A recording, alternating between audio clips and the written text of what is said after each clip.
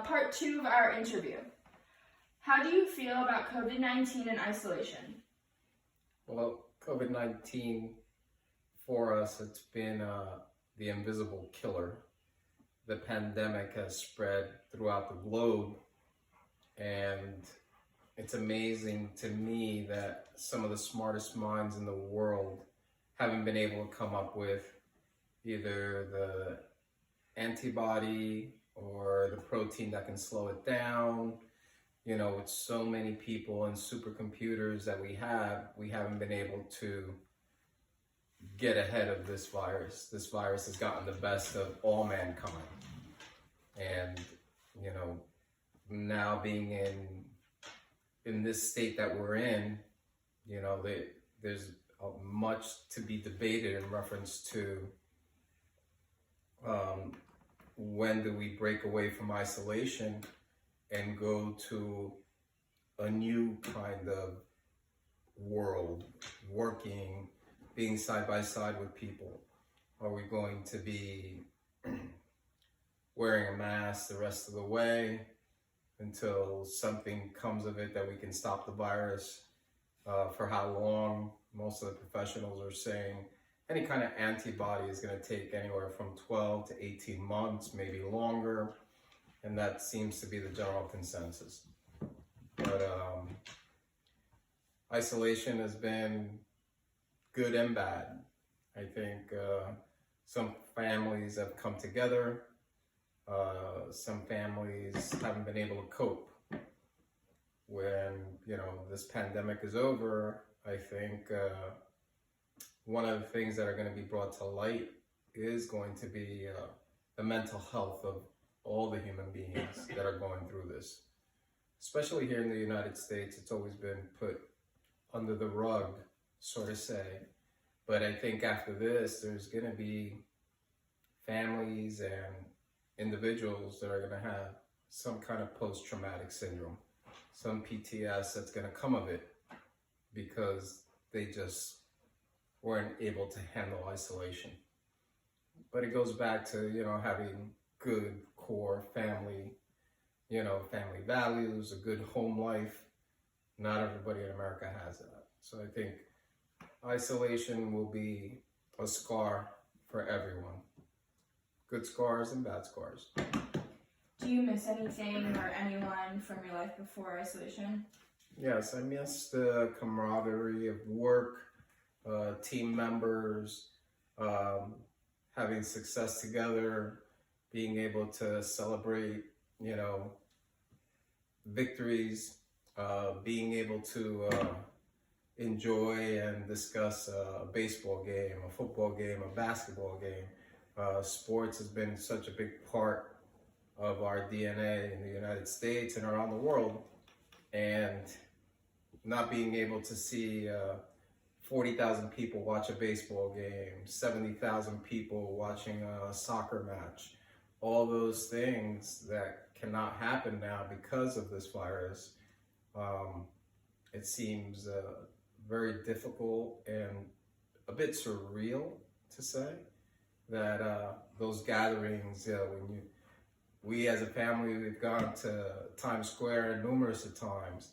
We've been there during Christmas, and when there's people traffic on the sidewalks where people are basically walking side by side next to each other, you know, in New York City, in front of St. Patrick's Cathedral, all those things that cannot happen, you know, and it won't be able to happen for a long time.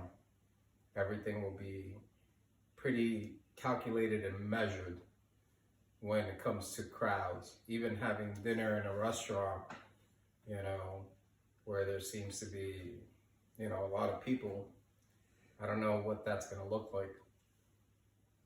What have you learned from the pandemic about yourself, your family, friends, community, nation, etc.?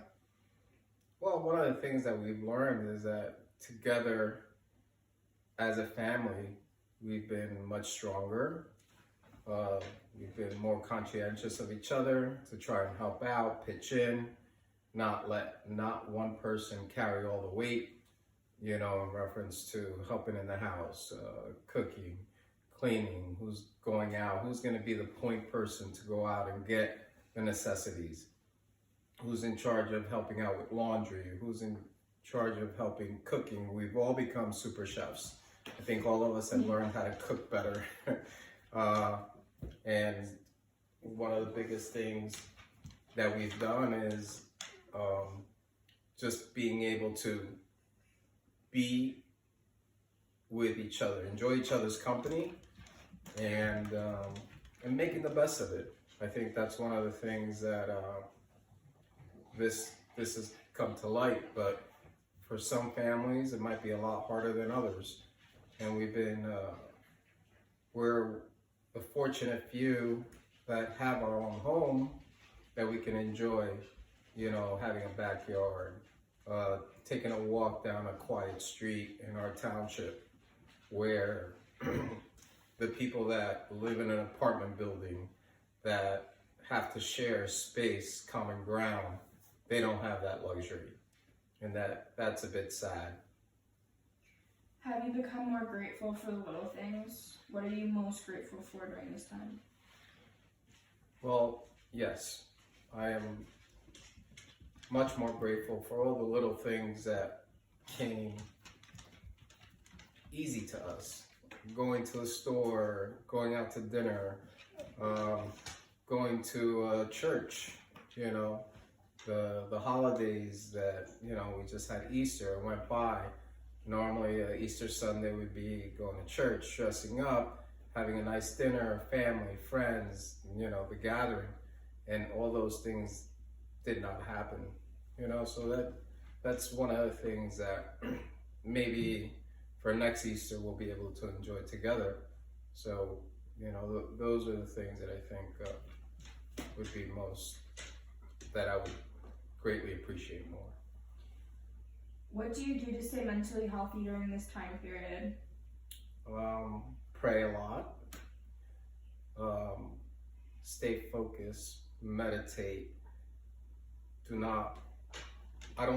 not taking it upon myself, or my family is not taking it upon themselves that we are the ones that are going to be able to solve this.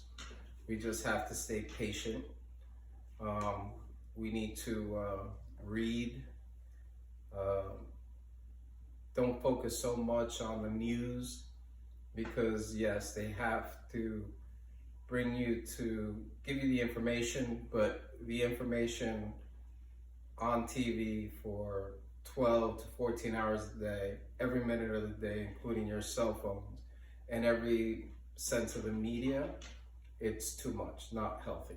You know, your best bet is watch a funny movie, play cards, play board games, you know.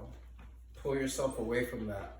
Yes, it's a reality that's happening outside our doors, but we cannot carry that load as individuals. So we should not pay so much attention to it. Be informed, but do not overtake it. Do not take in so much that it overwhelms you. Thank you for answering the questions today. You're welcome.